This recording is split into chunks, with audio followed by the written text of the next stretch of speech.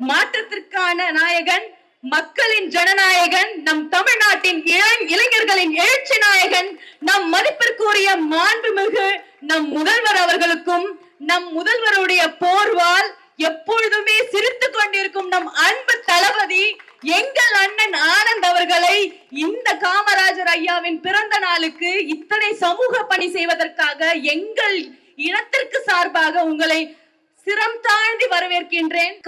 பெருந்தலைவர் காமராஜர் மதிய உணவு திட்டம் என்று மாற்றிய நம் மக்கள் தளபதிக்கு அந்த வம்சாவழியில் சேர்ந்த நான், என் குடும்பமும் சிரம் தாழ்த்தி நன்றி தெரிவித்துக் கொள்கிறோம். உங்கள் சார்பில் இந்த நன்றி தெரிவித்துக் கொள்கின்றோம்.